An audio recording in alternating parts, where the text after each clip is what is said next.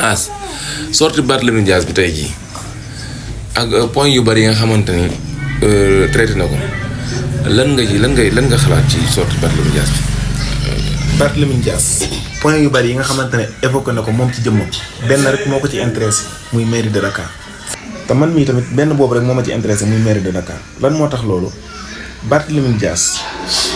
légitimul politiquement ngir di toog ci mairie de Dakar ndax lan. mooy mairie de Dakar bannière bi mu ci demee woon ak ñi mu àndaloon politiquement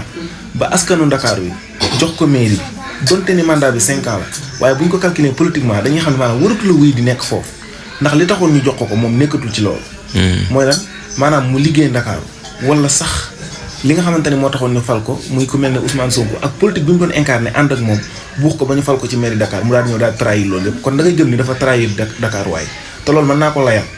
li tax man dafa trahir Dakar waaye mooy élection présidentielle yi nga xamante ni moo jàlloon daf ko wane ñu ñëwaat mu daan élection présidentielle yi moom yoonam newu ci ñu ñëwaat ñu demaat ci élection député yi nga xamante ni moom lañ taxawalaat waa Dakar wanaat ko ni ko li taxoon ñu fal la nekkoo ci li taxoon ci li nga ñu woowoon yow ci sa jëmm nekkoo ci. est-ce que du moom li mu àndatu la ko waa Pastef ñoo tax ñu naan ko liggéeyu ndax nee nañ Bart Dakar mu ngi koy liggéey parce que télé yi sax mi ngi pavé mbedd yi. waaw pavage. waaw ñi nga xamante ne xam nañ dara ci wàllum ni maire di doxee. nee nañ moyen la pour di mën a luubal. moom pavé. waaw xamante ni neex naa la yàlla parce que maa pavé bi di nga ci mën a def ay fausse facturation yu bëree bëri. di ci lekk ab xaalis.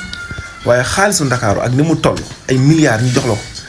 lan ngay liggéey nga naan maay pavé ak maay jënd ay Jakarta xam nga ni kooku liggéeyu. te at mu njëkk mi mu def ci maire bi 500 millions dépassé na ko ci jënd ay billets d'avion kooku li muy def lan la Barthélémy Dias même bu ñu ko bàyyeek mandat wu député bi mandat wu mairie bi mu yor bu fa corps de contrôle demee ba génn bu ñu ko yóbboo ci yoon Barthélémy Dias dañ koy delloosi parce que ni muy saaxee xaalisu Ndakaaru waaye jaaduwul. est-ce que loolu yéen a koy nappeere di ko titale yéen ñi nga xamante ni yéen a ànd ak Ousmane Sonko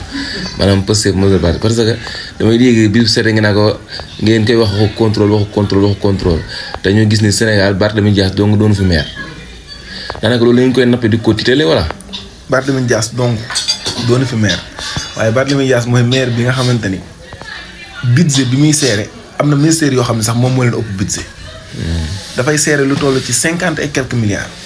kooku loolu boo koy gérer état daf ko war a contrôler ci nii wala ci naa parce que réew mi dañoo wax ni dafa xaw a am jafe-jafe rawatina wàllum xaalis ngay gérer ville bu toll ni Dakar waaye di wéy di am ay problème yaa ngi dégg nga yor budget bu toll noonu ba noppi ba noppi nga bëgg ni yow da nga légitime politiquement te li taxoon ñu fal la maanaam nekkatoo ci. est-ce que mënu maa comparer diggante Macky Sall ak Khalifa Sall ak Ousmane Sonko ak Barthélémy Dias li ma jublu wax mooy maanaam ku ne xam ne Macky Sall bi mu bëggee am ak problème Khalifa Sall fu mu jaar ci fii la jaar ak moom fii ngeen bëgg a jaar ak Khalifa Sall fii ngeen bëgg a jaar ak Barthélémy Dias ngir éliminer ko politiquement. d'accord naa ni Macky Sall ak Khalifa Sall règlement compte politique la woon waaye li ci gën a neex mooy Khalifa Sall ci jëmmam mësta toog mu daan ni man liñ may tuumaal defuma ko dafa wax ne niñ ma jàppee jaaduwul ba tey ji mësoo dégg fa Khalifa Sall waxee daan ni man liñ may tuumaal defuma ko. dañ ko jàpp flagrant délit ci ay fausse facturation yoo xamante ne def na ko même su fekkante ne Macky Sall noonu la doon xeexee ak nit waaye carrément Khalifa Sall dafa def. Barthélémy Dias nag rajo gi nga xamante ne rajo nañ ko maanaam ci yoon la tege te dañoo war a toppaat li nga xamante ne noonu la yoree woon mairie Dakar li ci jaarut yoon